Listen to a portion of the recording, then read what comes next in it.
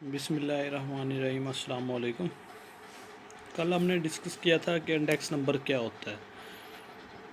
किसी एक चीज़ या ग्रुप ऑफ वेरिएबल में वक्त और जगह के लिहाज से जो तब्दीली वाक़या होती है उसे हम क्या कहते हैं, इंडेक्स नंबर कहते हैं। फिर हमने उसकी क्लासिफिकेशन पढ़ी थी, फिर टाइप्स क्या होती हैं। आज हमारे पास क्वेश्चन नंबर 3 का बी पार्ट है, why index number are called economics barometer.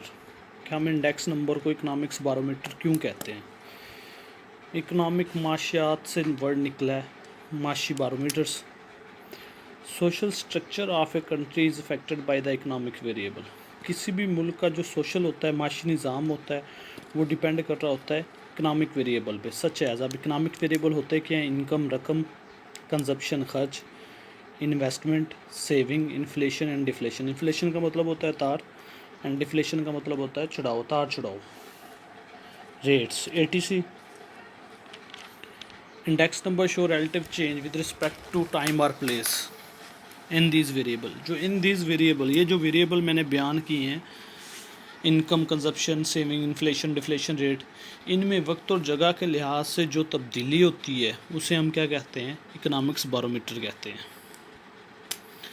Statement क्या थी कि हमारे पास क्या इंडेक्स नंबर को हम इकोनॉमिक्स बारोमीटर क्यों कहते हैं। बेटा, जो सोशल स्ट्रक्चर होता है किसी भी कंट्री का, जो स्ट्रक्चर होता है, माशी निज़ाम होता है, वो डिपेंड कर रहा होता है इकोनॉमिक्स वेरिएबल पे। इकोनॉमिक्स वेरिएबल कौन से होते हैं, रकम, खर्च, सेविंग, इन्फ्लेशन, डिफ्लेशन, तार और चढ़ाव।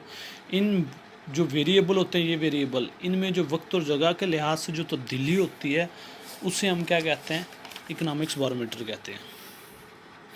इस वजह से हम इंडेक्स नंबर को इकोनॉमिक्स बारोमीटर भी कह सकते हैं। क्वेश्चन नंबर 4 है, name the 3 basic type of index number. Index number की 3 टाइप बयान करें। तो बेटा कल हमने इसकी टाइप्स पढ़ी थी, कोई 3 बयान कर देनी है। The 3 basic types of index number are simple index number, composite index number और अनवेटेड इंडेक्स नंबर। आपने बहुत सारी टाइप पढ़ी थी, कोई भी 3 आप बयान कर सकते हैं। उसके बाद नेक्स्ट क्वेश्चन है, define simple and composite index number. कि डिफ़ाइन करें सिंपल इंडेक्स नंबर क्या होता है और कंपोजिट इंडेक्स नंबर क्या होता है।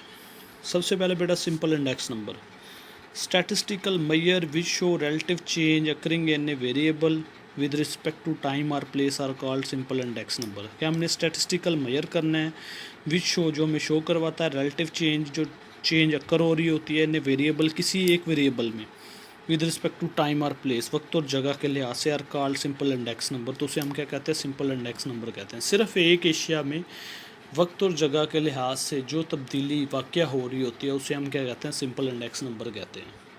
Composite index number, statistical measure which show relative change occurring in a variable with occurring in a group of variable with respect to time और place are call composite index number. उसे हम composite index number कहते हैं। कि हमने statistical major करना है, which show जो मैं शो करवाता है, रिलेटिव चेंज जो चेंज हो रही होती है, अकरिंग यानी ग्रुप ऑफ वेरिएबल, कोई वेरिएबल का ग्रुप हो उसमें जो तब्दीली होती है, विद रिस्पेक्ट टू टाइम और प्लेस, वक्त और जगह के लिहाज से, उसे हम कंपोजिट इंडेक्स नंबर कहते हैं। तो क्लियर हो गया बेटा, अगर एक एशिया में वक्त और जगह के लिहाज से जो तब्दीली वाक़या होती है उसे हम सिंपल इंडेक्स नंबर कहते हैं। अगर हमारे पास ग्रुप ऑफ वेरिएबल हो, बहुत ज़्यादा एशिया हो, उनमें वक्त और जगह के लिहाज से, कोई ग्रुप हो एशिया का, उनमें जगह के वक्त और जगह के लिहाज से जो तब्दीली वाक़या होगी उसे हम क्या कहते हैं, कंपोजिट इंडेक्स नंबर कहते हैं। अब इसका बी पार्ट है क्वेश्चन नंबर 5 का, which method are use for computing simple index number. कि सिंपल इंडेक्स नंबर मालूम करने के लिए हम कौन सा मेथड यूज़ करते हैं। तो बेटा कल क्वेश्चन में मैंने मेंशन भी कर दिया था कि सिंपल इंडेक्स मालूम करने के लिए हम 2 मेथड यूज़ करते हैं। एक हमारे पास होता है फिक्स बेस मेथड, एक होता है chain base method. 2 method are use for computing simple index number. Simple index मालूम करने के लिए हम 2 मेथड यूज़ करते हैं। फर्स्ट हमारे पास क्या होता है, फिक्स बेस मेथड, और सेकंड क्या होता है, चेन बेस मेथड। कल हमने फिक्स बेस मेथड का एक क्वेश्चन भी किया था। उसके बाद हमारे पास पेज नंबर 243 पे लॉन्ग क्वेश्चन है, क्वेश्चन नंबर 2। अब क्वेश्चन नंबर 2 की स्टेटमेंट है, the price of wheat per month. कि हमारे पास गंदम की प्राइस पर मंथ, मंथ के लिहाज से, पर मन के लिहाज से is given for the year 1964 to 1970 के 1964 से 1970 तक हमें उसने प्राइस दे दी है मन के लिहाज से हर ईयर की गंदम की। कंप्यूट सिंपल इंडेक्स नंबर, हमने सिंपल इंडेक्स नंबर मालूम करना है। टेकिंग 1964 एज बेस, तो जबकि हमारे पास बेस क्या हो 1964 ईयर हमारे पास क्या हो बेस हो। तो बेटा सेम कल वाले क्वेश्चन की तरह है, हमने सिंपल इंडेक्स मालूम करना है, उसने बेस मेंशन कर दिया है, तो हमारे पास कौन सा मेथड लगेगा, फिक्स बेस मेथड लगेगा। तो फिक्स बेस मेथड का फार्मूला हमने पढ़ा था, P nought N is equal to P N divided by P nought multiplied by 100 के इक्वल होता है। ईयर बेटा मेंशन कर दिए हैं 1964, 1965, 1966, 1967, 1968, 1969 और 1970। प्राइस भी उसने दे दिया रुपीज़ में 20, 18, 23, 24, 25, 27 और 28। तो बेटा फिक्स बेस मेथड में हमने दो चीज़ें पढ़ी थी, कल बताया था, पी कहते हैं बेटा प्राइस को, नॉट कहते हैं बेस को, एन कहते हैं करंट को। अब इस फार्मूले में हमें क्या चाहिए, P N divide by P nought multiplied by 100। 100 जो है वो हम इसका रिजल्ट परसेंटेज में देते हैं, इसलिए 100 के साथ मल्टीप्लाई करवाते हैं। अब हमें क्या चाहिए, P N divide by P nought. P N कहते हैं प्राइस, एन किसे कहते हैं करंट को, तो price of current year divide by P nought. P किसे कहते हैं प्राइस को, नॉट किसे कहते हैं बेस को, तो प्राइस ऑफ बेस पीरियड। अब उसने बेस हमें मेंशन कर दिया 1964, तो इसका मतलब है जो 1964 की प्राइस होगी पी, वो क्या हो जाएगी, पी नॉट हो जाएगी। तो मैंने पेज पे मेंशन भी कर दिया, पी नॉट किसके इक्वल आ गया, 20 के इक्वल आ गया। अब बेटा हम सॉल्व करने लगे हैं, टेबल बनाएंगे। टेबल में हमने फार्मूला लिखा P nought N is equal to P N divide by P nought multiplied by 100।